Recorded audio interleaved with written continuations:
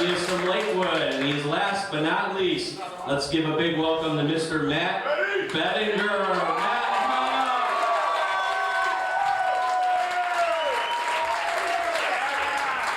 Matt, thank you very much. I like being called a student. That makes me feel young. Appreciate everybody coming out on a nice random Wednesday night. I'm assuming you're out there. Cannot see up here. Just curious, how many people are here tonight on a date or as a couple or the whole spouse thing? How many people here tonight are here just as friends, doing the whole platonic thing? Nothing wrong with that, nothing wrong with that. How many people thought they were here on a date and just found out they were here as a friend? Not sure we should applaud that, really. Sorry, buddy.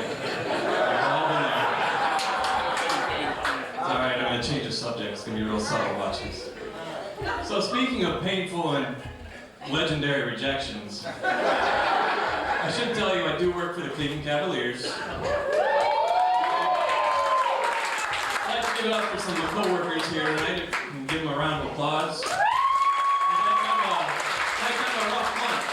It's good to see them out eating solid food again after that little punch in the face they all took a week ago or so. You know, the crazy thing about that whole LeBron fiasco is how people that aren't even in the sports business could appreciate just how randomly awful it all was. I mean, I took this workshop just a couple days after that whole thing, and we're going around the room introducing ourselves and all that, and somebody asked the instructor, you know, what's the quality of a good comedian? He says, you know, honestly, you'll find a lot of successful comedians are a little, you know, they're a little damaged inside, you know, and that's where the humor comes from. But we keep on going. And he gets to me, and he's like, and I'd say, you know, I'm Matt, and I work for the Cavs, and he stops and says, Jesus. I said, damn it, it's not prison rape. So we got a little esteem work to do before the fall, put out the cue. And the ironic part of the whole LeBron thing was that he obviously put so much time and effort into hyping up that big show, and all it did was completely ruin his own reputation and make Cleveland even more lovable than ever, you know? I mean, that night, the country couldn't have hated him more. If he went on TV and announced that Mel Gibson was his mentor, you know, wearing a I Heart BT t-shirt, and blowing a fucking vuvuzela after every answer. I'm going to South Beach.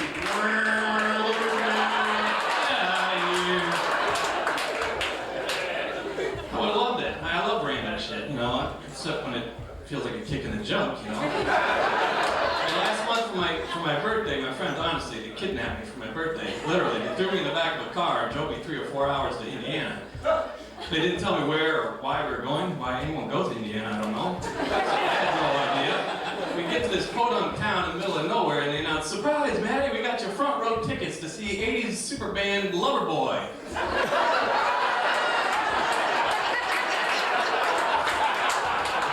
I think I've ever mentioned wanting to see Loverboy. But it was random and fit the category, so what the hell? So we're in the bandstand waiting for the band to come out, and you remember Loverboy, their big song was Everybody's Working for the Weekend, that whole thing with the leather pants and the bandanas. But now it's 2010. And the lead singer, and like a lot of these 80s bands that are still hanging on, lead singer comes out and, well, he's a big boy now. You know, he's got the big cataract sunglasses, the elastic jeans, he got the fat guy arch going while he's singing, his arms are swinging like a malfunctioning robot. But he sounds fantastic. I give him all the credit in the world because he sounds exactly like you remember him on the radio. And I turned to my friend, I'm like, you know, watching this is a lot like watching Man vs. Food. You know, you're impressed, but at the same time, you're pretty concerned about his health. I'm sure we should encourage him to continue.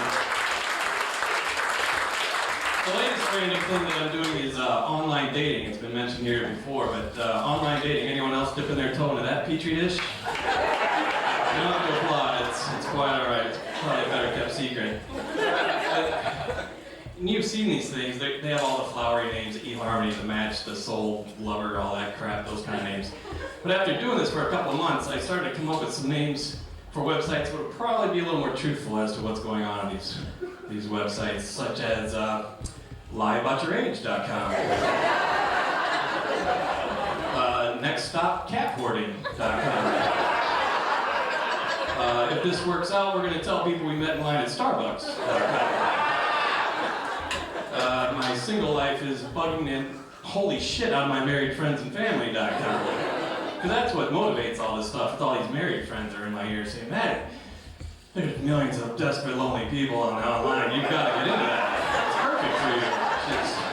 It tells you what kind of support system I'm working with.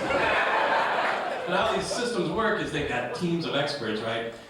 And they keep sending you dozens of soulmates every week for a monthly fee, which, yes, it's as romantic as it sounds.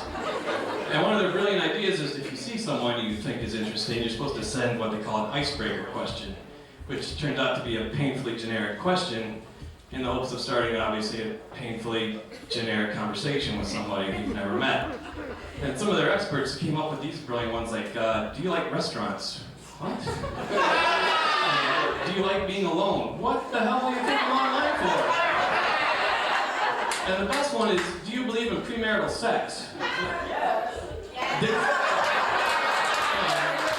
Thanks a lot, Dates R Us. That's what your experts came up with as a question? I mean, first of all, I can't imagine that being a question for a first date. And secondly, she sure as hell better believe in premarital sex. Look at me. Finding women who don't want to have sex with me is not my problem area. There's dozens of women in the room right now who'd rather eat glass and go to bed with me. I don't need to pay $30 a month for the experience. And this guy over here just found out he's just a friend. He's not getting any action either, but it only cost him $1 cover. This guy's my hero. He's going to start his own website, call it We Can Go Out as Friends, but I will be telling people we had sex. And I was awesome. Thank you, that's my time. Thank you very much.